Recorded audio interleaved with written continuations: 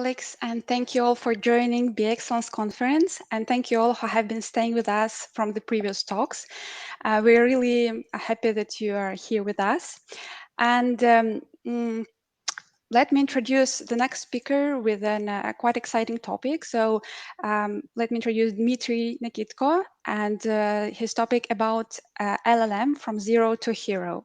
So just a couple of words about Dmitrii. Dmitrii is a chief data scientist with more than 7 years of experience. And apart from that, he's contributing to the open source. And Dmitrii is a digital nomad and travels around the globe. And also, Dmitrii is a professional alpine skier and had conquered Elbrus. I guess it is a truly impressive achievement. So, hello, Dmitrii. How are you? Maybe since you're a traveler, you can share some insights of where you're now and like what is it like there? Yeah, sure. Do you hear me well, right? Yes, Yeah, perfectly great. well. So, yeah, hi Valeria, hi guys from the live session. So now I'm in Georgian mountains, living above the sea for 2,000 kilometers above. Yeah, so I can see some snow around near here. So yeah, and yeah, it's pretty good. So not that hot as in main kind of city.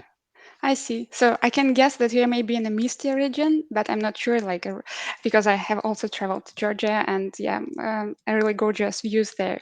Yeah. So, okay, yeah, that's perfect. Okay, then just a small reminder for our audience that the conference talk will be recorded and the recording will be available in a week. And during the talk, feel free to leave up your questions in the YouTube chat, and Dmitrii will answer them at the end of the presentation. So now I guess, Dmitrii, I'll hand it over to you and good luck. Yeah, thank you. Let me share my screen. Um, and here we go. I think it's fine, right? Okay, so let's get started. So what I would like to discuss with you guys. So there are a lot of hype, I would say, around this ChatGPT and some other language models.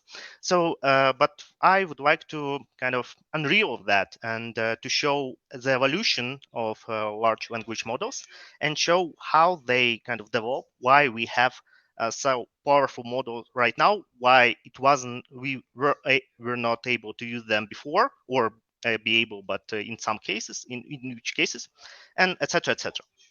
So let me start. Let me introduce myself one more time. Yeah, so as Valeria mentioned, I've been working for EPAM for 7 years as data scientist or a machine learning engineer.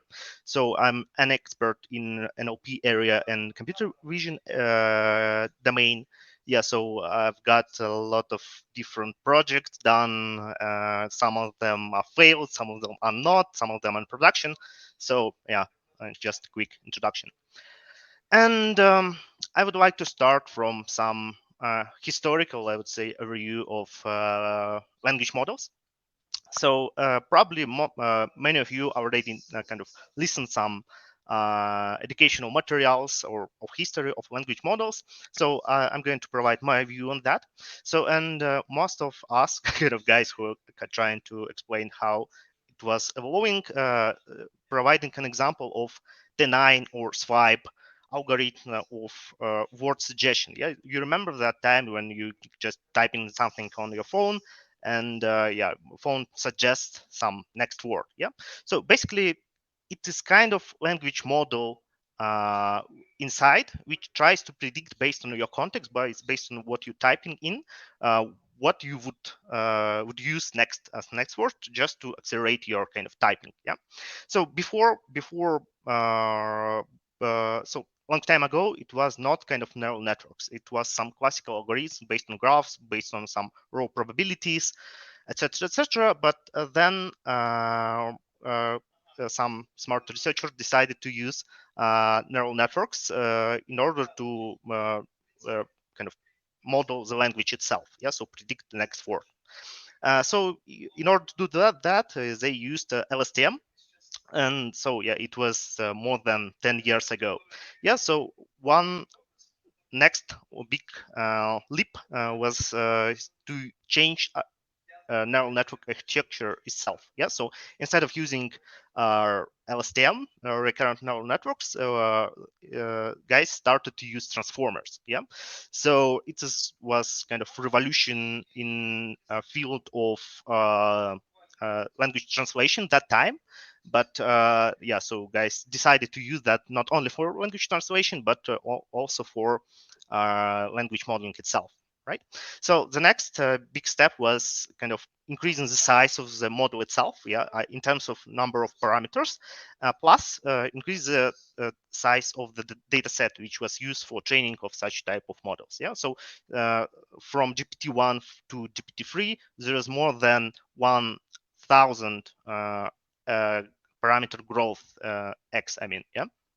So, and the next step, starting from GPT-3 to new iteration or new era of LLM models, is a kind of alignment with human expectation, I would say. Yes. So ChatGPT or GPT 3.5, it's approximately the same model in number of parameters, right? But what the main difference was that this model was kind of specifically tuned to follow human instructions to be in human expectations. Yeah. So, and maybe it's too technical, right? I prepared one more, so maybe you can remember that a bit more. Yeah. So some initially it was something very limited, but sometimes useful. Yeah. So then we started researching different types of models. Then we've got something what works fine, but in very limited context. Yeah. So you need to properly define your prompt very carefully, etc., etc. And yeah, so there are a lot of power here, but you need to kind of tune your prompt very carefully. Yeah. So, and your model obviously can make some make use some root words, etc., etc. Yeah. So, and the next step was to kind of writing of of this force. Yeah. So, of this power of LLMs. Yeah. So after alignment or instruction tuning. So it is just kind of historical overview of language models. So what I would like to discuss with you next. Yeah, so there are a lot of hype around ChatGPT, but how we can so ChatGPT it is chat-based generative pre-trained transformer. Yeah. So, and I structure my presentation in the way I'm trying to unreal some words which is used for kind of for naming this model. Yeah. First of all, we're going to discuss what is generative and what is autoregressive models. Secondly, we're going to discuss how it was pre-trained and why it's so powerful. So the third one, it is how it was converted into chat model and how it was aligned.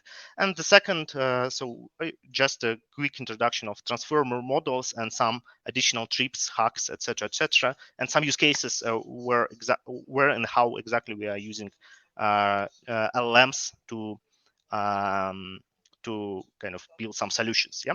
And when I use LLM, so ChatGPT, it is one large language models. Yeah. So I'm using that indistinguishable. So let's move on. So as I mentioned, we would like to discuss about generative models and language modeling. Yeah. So let's first of all try to understand what is autoregressive generative models for text specifically. Yeah. So generally speaking, language modeling is a task of predicting the next word or sequence of words in a sentence based on some context of previous words. And here is an example. Yeah, so you can see this context. I went to cafe to buy a cup of something. Yeah, it is a context, and based on this context, we need to predict the next word, which is continuation of this kind of initial sentence. Yeah. So, and we can, if we just take a raw language model, we can get some probabilities based on some this context. Yeah. So it might predict with high confidence coffee, tea, matcha, or galaxy. Yeah. So galaxy probably is not. It sounds strange probably in this context, and that's why you've got it. It got low probability. Yeah, coffee is more or less fine. So and yeah, we can extend that. Yeah, so basically we can generate almost infinity possible continuation of this path. Yeah, so we have the same context, but we might have a different continuation of this phrase. Yeah, so I went to cafe to buy a cup of coffee and some muffin or galaxy them blend coffee, some strange name of coffee. Yeah, so and this idea why it's autoregressive. Yeah, so we kind of moving this window and based on previous context kind of generate the next token or next word. Yeah, so and by doing that we can generate continuation for any initial phrase, or even generate from scratch from I mean without any context. And I just want to highlight that the same approach can be used not only for text generation, but also for any ordered sequences. Yeah. So, for example, we can treat image as a sequence of pixels. Yeah. So we kind of moving from the left to right, and yeah, we have and from top to bottom. Yeah, and we have this kind of box scrolling the image. Yeah. So let's assume that the yellow is a prompt. Yeah, so or it is our context, and we would like to predict the next pixel. Yeah, so and here's an example. Here's the prompt. Yeah, so some images of some guy in a sea or some dog. Yeah, it is a prompt, and we ask model to continue this prompt. Yeah, so and model can generate some continuation of this kind of prompt. Yeah, just to highlight. Yeah, so autoregressive generative models generate some continuation based on previous sequence. Yeah, it might be text, it might be images. So yeah, there are a lot of different generative models, and let's try to understand what means generative and what the alternatives. Yeah, so I prepared some table here. Yeah, so in machine learning we have two types of kind of two large groups, I would say, of models. Yeah, first it is discriminative models, and second one it is generative models.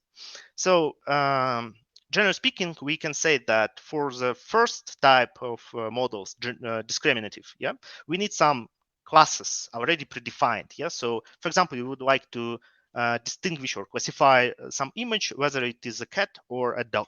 Yeah, so or for text, we can say, okay, we need to predict whether it's spam or not. Yeah, so generally speaking, it is kind of low computationally expensive. It's computationally complexity is lower than for generative models. And generally speaking, if you have some representative data set and in your production you have more or less similar to your kind of to your training set, you can squeeze the maximum performance out of this type of models. Yeah, so um, and talking about generative models, so for generative models, you don't need any labels. Yeah? You just need some data. Yeah, basically, it doesn't matter which type of data you have. It might be images, it might be text, or even tabular data. Yeah, so you can use that generative model to generate some new examples from your distribution for new images or new text, or you can conditionally generate some make some models. Yeah, so you basically you can classify spam using GPT models, but yeah, probably it's not the best idea. So for spam classification, better to use specifically kind of trained models, and it will be faster, it will be more accuracy of the solution will be higher, etc., etc. And yeah, here an example of image generation stable diffusion or Midjourney, and also we have some projects which are related to synthetic data generation. Let's assume you have some tabular data you would like to share with somebody, but you need something similar, but not exactly. So we can use synthetic data generation to generate some similar tables. So hopefully you've got the idea what is after aggressive generative models in case of images, in case of text, and what's the difference between different types of models. Yeah? Generative helps you to generate some new examples, and discriminative just to distinguish one from another. Yeah. Let's move on. So we understood what we need to do. Yeah, we need to train autoregressive generative models, but on which data we are doing that? So basically, we are training our GPT model on the large portion of the internet from the text from the internet, I would say, generally speaking. Yeah. So as we discussed before, the main goal is to correctly predict the next word. Yeah. So, and why this simple goal lead us to that great results? I mean, GPT can do a lot of things. GPT can do math, can play chess, can translate, etc., etc. Yeah. So at least it is kind of example which provided some creator of one of the creators of ChatGPT, and he provides some this example. Yeah. So let's imagine that you are reading some book, let's say detective book, right? And you at the moment where detective tries to say who is the killer, who is the true killer. So, and let's assume that you put all this information as a context into the model, yeah, and you ask model to continue this phrase, yeah, and finally unmask the true killer is, and the model needs to predict next word, right? So and to it sounds like a simple task. Yes, we just need to predict next word. Yeah, but in order to do that correctly, we need to take into account, in case of detective, right?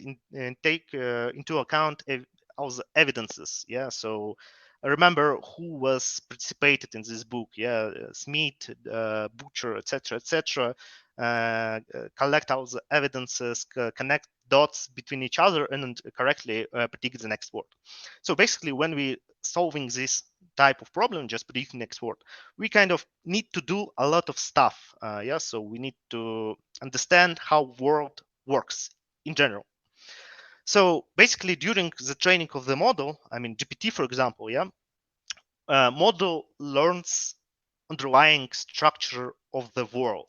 So we are kind of proxy. So text is this kind of proxy of our world. Yeah, we have a lot of description of our world, and there are few examples. Yeah, so for example, in the data which was used for training of the model, there are a lot of translation examples from one language to another. Yeah, so model was able to learn that and generalize. So it understands much better than just simple translation, the context, and can do that much better. Yeah.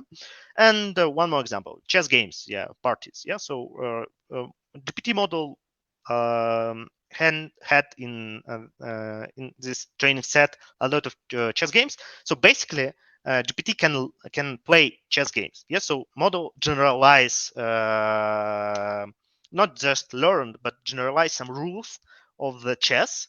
And basically, I have heard that some guys tested the quality of the ChatGPT. So it's on average, I would say, of human performance. Yeah. So it makes sometimes illegal kind of moves, but anyway, yeah, it can play. It's not just a random, yeah, moves. And also during the training, so a lot of samples of code, for example, so from Stack Overflow and can code at some extent, yeah, or it saw some math examples, yeah. So and basically, uh, people frequently asking, so model mimicking kind of some behavior and just copy some information from let's say historical training data set, or it actually can learn, or it can actually can reason, etc., etc. Yeah.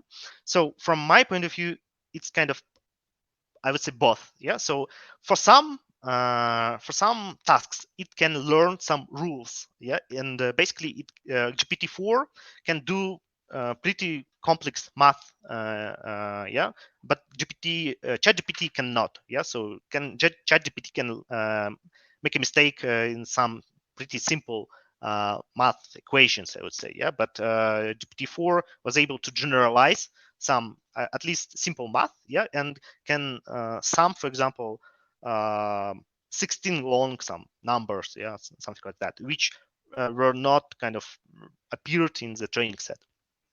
So generally speaking, a model during training with this quite simple objective function, just predicting the next word, was able to generalize some information and learn some rules or infer some rules.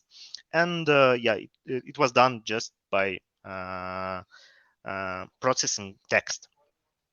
So let's move on. I also would like to discuss with you some interesting things around chat and alignment. Yeah. So at that moment, let's say GPT, it is GPT free model. Yeah. But GPT free model wasn't uh, that popular, I would say. Yeah, so GPT-3 model can do all the things which ChatGPT can do right now, but it wasn't that popular. The question is why, and one of the answer is due to alignment. Yeah, so basically, OpenAI was able to create some product which is basically safe. Yeah, so and so as I mentioned, yeah, so it was trained on the whole internet, including, for example, Reddit. Yeah, and so training on the Reddit might lead us to undesired behavior. Yeah, so let's assume that you kind of put your prompt into some model, yeah, how to increase stakeholders engagement, and I assume that you wouldn't expect some answer like bribing them with endless supply of free pizza, right? You assume that answer will be pretty correct and with some useful information, etc., etc. Yeah, and so this phase of fine tuning of the raw model helps to kind of make answer more useful, I would say, and correct and safe, I would say. So yeah, we have ChatGPT basically had two additional steps of fine tuning or alignment. Yeah. So taking raw model, we first of all fine tune that model on some structures. So we created a set. I'm going to show you a bit later, where we have some questions and answers. Yeah, so which were created by human. Most of them are fact based. Yeah, so and we fine tune model on that instruction tuning set, and then after that we are using reinforcement learning from human feedback to kind of make it first of all more safer, and secondly to align the model with some answer which cannot be evaluated correctly. It is not a fact. Some different human have a different opinion on different answer. Yeah. So talking about instruction tuning. Yeah. So as I mentioned before, the large set of instructions were collected. On the left side, you can see some prompt, yeah, instruction. On the right side, you can see a correct answer. Yeah, some of the answer are based on some facts, yeah, so which is widely known. Some of them based on some, I would say, reasoning tasks, yeah, where you also there is no kind of different opinion on what is correct, what is not. Yeah, and and it was trained on large set of different type of instructions and evaluated on some unseen tasks which were kind of uh, from.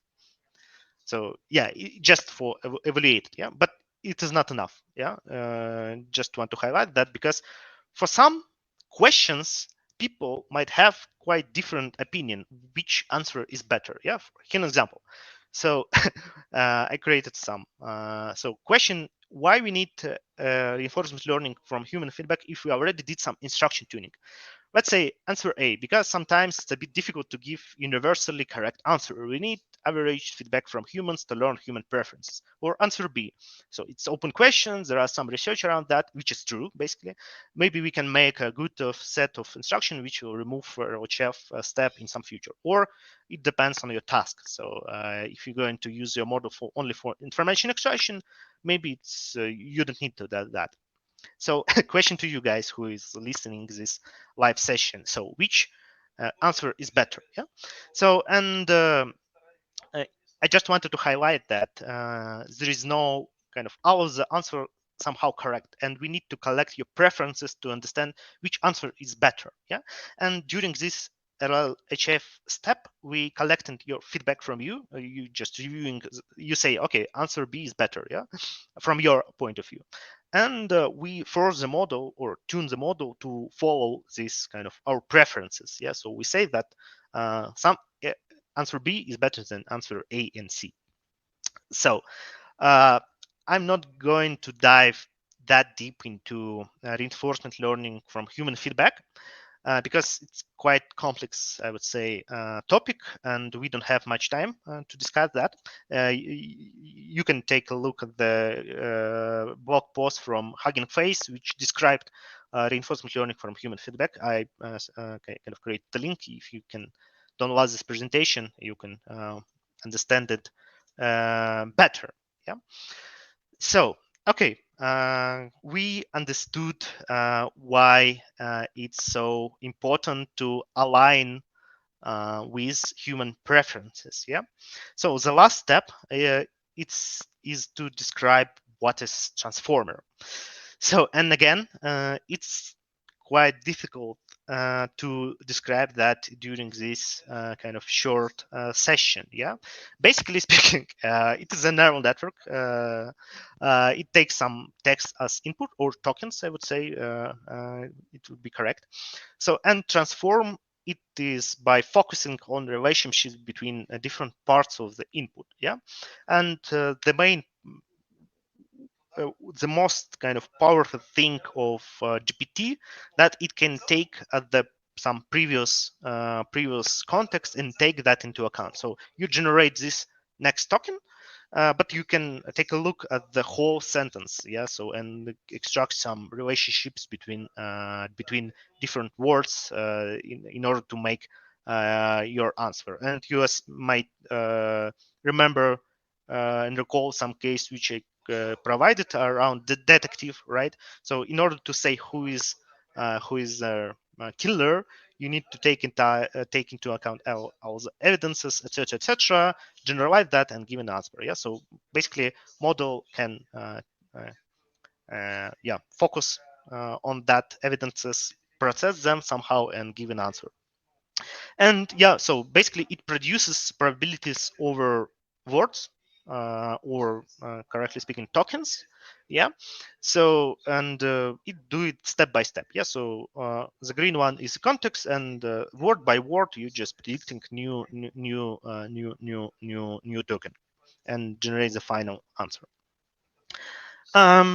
Okay, so we've kind of covered all the parts of ChatGPT. So yeah, so talking about the chat itself. Yeah, so uh, uh, during reinforcement learning from human feedback, we kind of force the model to work in a chat mode. Yeah, so kind of model at this step was forced to be a chat. Yeah, but because before that it was mostly kind of work with some random sentences from the internet, but after this stage of alignment, it was trained to work in chat mode, I would say. Yeah, and behave like it is a chat.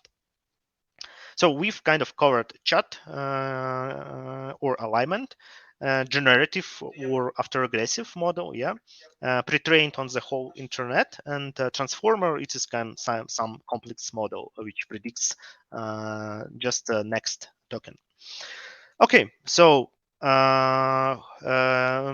then I would like to discuss some use cases, how we internally in EPAM are using large language models in our practice. Yeah, and I just prepare some list of use cases which I see the most probably interesting one. So first of all, we are using this model for creating a system for question answering from our internal knowledge base. So basically, we are trying to use already pre-trained model like GPT-4 or GPT 3.5, and also we are trying and playing with some custom tuning models using LoRa, etc., but I'm not going to dive into that. So it's quite useful use case. Yeah. So the second use case can be used. GPT model or LLM models can be used for validation of legal documents. Let's say, so you have some stream of the documents. People from legal department need to do a lot of checks of this legal document, and basically we can based on some set of rules, check these kind of legal documents and be kind of co-pilot for legal guys. Yeah, it can reduce some risks. So obviously it can be used for zero-shot classification in emails. For example, you have stream of emails. Some of them are annoying. Some of them you kind of would like to just to put some folder and forget about them. Some of them quite useful. Yeah, and basically you can describe your instruction. Okay, I'm interested in this topic. Put some emails which are related to this topic into this folder, something like that. Yeah. So, and you don't need to provide any examples. It's zero shot based on your description of your classes. So obviously, one more thing, it is some summarization. You might have some transcription of meetings and you would like to have some summary, yeah? Or you have some application in your market or feedbacks from some places, yeah? And you would like to generalize them. So to summarize reviews or feedbacks and get the whole picture from particular reviews, let's say. Yeah? So one more case is this entity extraction for text. So let's assume you have CV and you would like to extract hard skills from CV. Yeah, you don't need to provide what is hard skills, etc., etc. You can just ask GPT to please extract hard skills from CV. That's it. Yeah, and providing CV itself. So obviously, code conversion or Copilot, it's more for developers and content generation. So why not? We basically can use this for creating deck like that and asking model explain what is transformer for 9 years.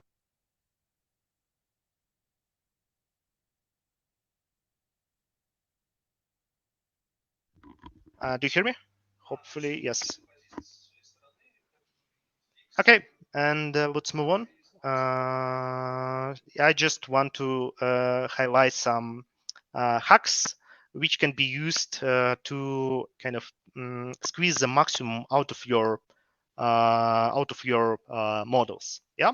So first of all, try to use GPT-4 model first, and then, if needed, downgrade to GPT 3.5 if needed. Yeah. So because of latency, because of price, etc. Because from our experience, we see that GPT-4 can give you the maximum performance, and if you cannot create prompt for GPT-4, I don't think that can be able to do that for GPT 3.5. Yeah. So one more advice is to don't ask the model to give answer immediately. You need ask the model to do some reasoning first. Yeah. So one of the hacks is say, let's think step by step. Yeah, something like that. And model can generate some reasoning and after that give you a more precise answer rather than just generating answer right away. Yeah, try to provide some examples. Yeah, so especially in case of classification. Yeah, so you can provide some examples and it will be converted from zero shot in it's where you just have the description of your targets or your classes, to few shot when you provide how model should behave in some specific conditions, and yeah, provide some examples. And yeah, try to do that. To try to provide examples as diverse as possible. Yeah, it will help model to learn better. Try to numerically evaluate models' accuracy if possible. For example, in case of classification, you can easily do that by using hold on test set. Yeah. And there are a lot of different hacks, I would say, yeah, like self-consistency and other on. So you can educate yourself on some specific website like learnprompting.org, which can help you to do the better kind of job with GPT. And so, yeah, generally you need to be kind of uh, uh, kind of you need to understand psychology, I would say, of GPT to make it work correctly. Yeah, so it's kind of prompt you're asking, and you need to define your prompt as best as you can, based on your understanding of on how it works. So basically, that's it from my side. I'm glad to answer your questions. Yeah, thank you, Dmitry, very much for this insightful talk. I would say diving deep into the dark matter of large language models, I would say, and I find it especially like interesting for business analysts because we like to dive into details of something unknown. So um, that's why, like at least for me, it was quite a really insightful talk. So thank you a lot. And actually. First of all, I wanted to say that there was a comment regarding your slide where you talked about the history and where you described it in quite an interactive way with the horses pictures. So our speaker from the next day Laura Brandenburg actually commented it and said that that's a great analogy. So thank you for that. I guess this picture will stay in our minds. And I had a question actually regarding the one of the last points you mentioned about like the psychology of the model, Mhm. and I wanted to ask, like, since you work with such technologies for a while and have investigated, I think, them quite deeply and quite a deep level, do you find yourself a real expert in how like these models work, or there is something like new you learn every day? Yeah, so I think that nobody can deeply understand. So there are a lot of new kind of things to learn, yeah, from how they are working, why they are not working in some specific scenarios, yeah, etc., etc. Yeah, so and from my point of view, I better understand how it works, how we can evaluate that based on my kind of data science background, and but I see some analogy. Some similar with human behavior sometimes, yeah. So for example, models can hallucinate sometimes, yeah. And I conducting a lot of technical interviews, I would say, yeah. And sometimes people, when there are some type of people when they don't know, they trying to kind of imagine something and say something which would close to kind of what you expect, yeah. So and students on exam, yeah, so some students can just talk but not precisely on what you asked, yeah. So I see some similarities here, yeah. And yeah, so we understanding it better. Yeah, well, great to know that at least um, some people like come closer to unleashing all the like hidden secrets of it. Hmm. Great. So um, we actually had a talk earlier this day. Minesh and Dana presented it about like how ChatGPT can affect BA work, and there the speakers highlighted that. Using some prompt several times, like if it's repeated over and over again, can bring sometimes less relevant inputs each time you repeat it. So, why do you think that could happen, and maybe how it could be explained from the standpoint of models? Okay, yeah. So I would divide that into possible scenarios. So I don't have the whole context. The first possible scenario that people try to use that in a separate session. Yeah, so he asked this question in a separate session, and we've got some results. Yeah, so in this case, it's just a random. Yeah, so new session, any session, any new session is independent from previous one. Yeah, at least for now, and so. This person got this kind of less not that good results several times because of random, yeah. So it's a first scenario. And second scenario, if it was in the chat, so he tried to ask that once model answers something, he tried to ask it one more time in the same session, yeah. Model answered something different, yeah, etc., etc. So and in this case, all the previous answers of the model might affect the new answer of the model. Yeah, because model was in the context, and if person didn't give some instruction that okay, this was not that great answer. Yeah, so and just repeat the question, model might they don't understand why you're asking, and can generate some kind of garbage, I would say. Yeah, so uh, after answer of the model, if you see that it is incorrect, you can ask with more details, and you can say, okay, this part of your kind of answer is not correct. Please try one more time. Yeah, and providing this feedback to the model, you can get to the kind of final better solution, I would say. So give feedback to the model. It's a good kind of solution in this case. Hmm. Okay, great. So let's move on to the next question. And as we have seen from your talk, large language models could do really a lot of things. But where do you think it is not rational to use it? I mean, where it is better to stick to these some standard tools? Yeah, yeah, it's a good question. So I have a slide. So there are so internally in the company, we're also trying to understand where the cases where it's great suite it suits the best, yeah, and where is not.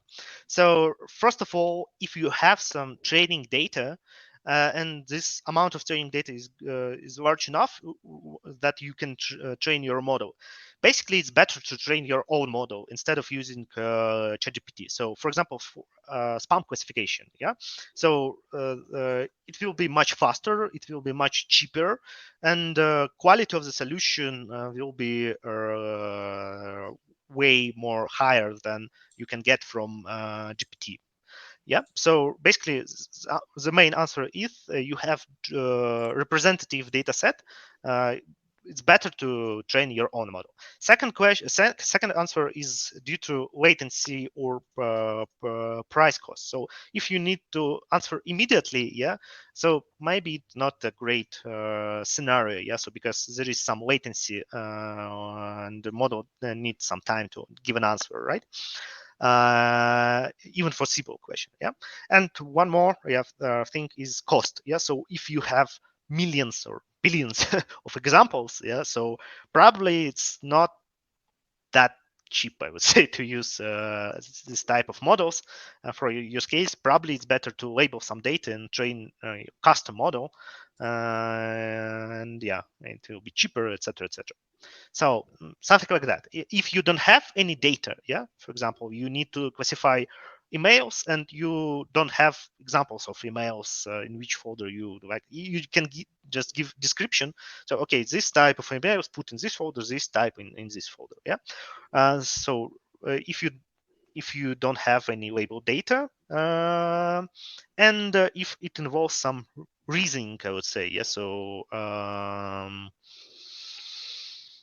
but it's kind of so I can just describe the main things from my point of view, at least. I see. So, do I get right that, for example, if some company wants to use some kind of AI or some generative models, and they're caring about their security and everything, that they don't want to unleash the information, some personal data or something to confidential information Mhm. to the model, it is better in this case. That's also better to train your own model, even though it might take quite a lot of effort, I guess. Yeah.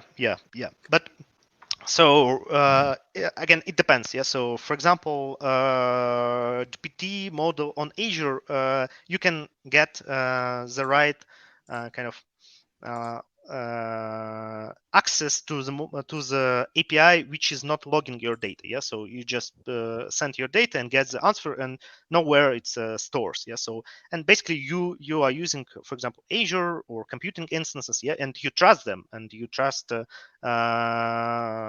Microsoft that yeah nobody can misuse it. Yeah, so if you trust the company, why not? Yeah, and if it is something very you can share it with anybody and you need to store it on your own server, etc., etc., yeah, so it's the case. Yeah, in this case, you need to use your own model. It might be expensive, but it depends on the task itself. Mhm. Yeah. Yeah, great. Good to know.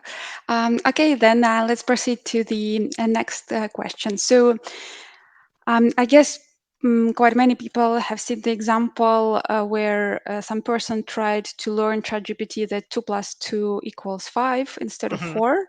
Hmm. And like it was not actually very successful, even Hmm. during one session.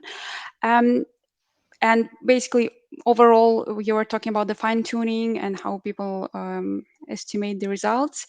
Considering all that, we as like business analysts, if we want to contribute somehow to teaching of the model or to providing, I don't know, some maybe answers more or less correct in this or that situation, can we do it, or it's not possible at all? So yeah, I would split this task in two parts again. Yeah. So the first thing is that uh, uh, 2 plus 2 equal 4 is well known. Yeah, and so it is a fact which quite so difficult to say that it is not 4. Yeah. So at least in some terms. Yeah. So and talking about the how to force model to work as you would like to kind of force the model to follow your rules. So it means that you need to organize your prompt in the way that it can follow your kind of rules. Yeah, so you need to describe, okay, let's assume that ABC. Yeah, so yeah, and so you need to give a context. Yeah, and model can learn out of this context. Yeah, so if you say let's assume 2 equal 4 and something like that. Yeah, so model can do that stuff based on your assumption which you integrated in your prompt. Yeah, so it can learn from your prompt how to behave. Yeah, so generally speaking, my answer is to kind of properly define your prompt. Yeah, you can integrate your knowledge and or assumptions in this prompt, and the model will follow. It will follow it. Okay, well, nice to know that we have at least some influence, or Hmm. could have some influence on it. Great. And I guess that will be the final question as of now. But dear audience, if you have any other questions, please put them in the chat. Um, like, do you think that all this fine tuning can continue endlessly, or it has to have some logical end? I don't know. Is it like, will it finish someday, or it will be like an endless process? Okay, yeah, got it.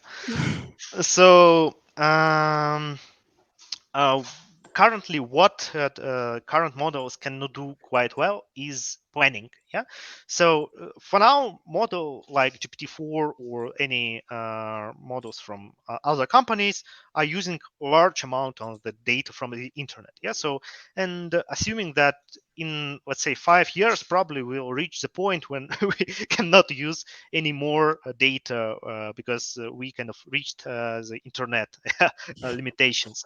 So and probably, and also as for the model size, yeah, so we can increase the model size, but for now if I remember correctly, kind of for OpenAI says that, okay, we reached the limit of the kind of new additional kind of increase in parameters, not leading us to better results, I would say, something like that. Yeah.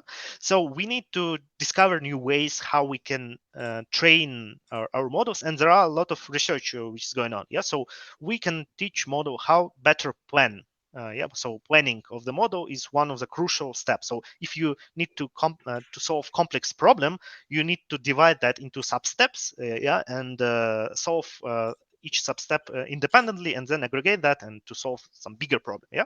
So current model cannot plan very well, but I see a lot of research which is focusing this area. So model will be able to plan much better. Yeah. First of all, secondly, around hallucination. Yes. So and probably we will be able to make it less more trustful, I would say. Yeah, and models will less hallucinate in some future. And also one more interesting two more interesting let's say trends is agents. Yeah, so it is possible generally to create some agents GPT LLM based, yeah, I would say, so which follow some kind of rules, and it can solve complex tasks. So yeah, I would say that it is one of the possible directions. So models will be more um, kind of better agents, yeah, I would say.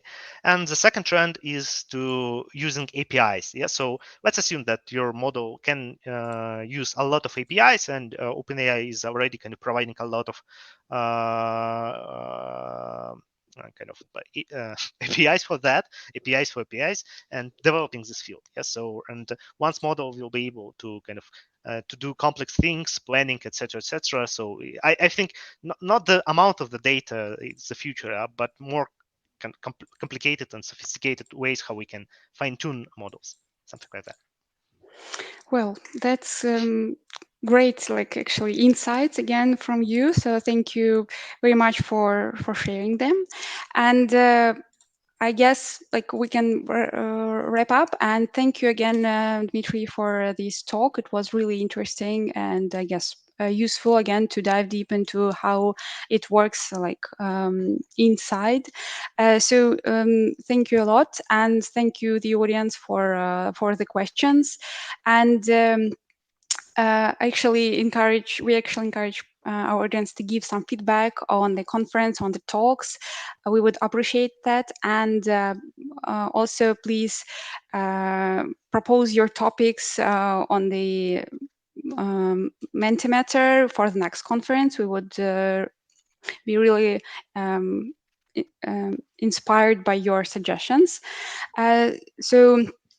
Um, Please stay with us. In 5 minutes, there will be another inspiring talk from our invited speaker, Emal Bariali, who will be talking about the prompt engineering and and give some hints on it. So please stay tuned, and don't forget to leave your feedback and um, like connect to our social media. So thank you very much, Dmitry. Thank you, dear audience, and see you in 5 minutes. Thank you. Bye.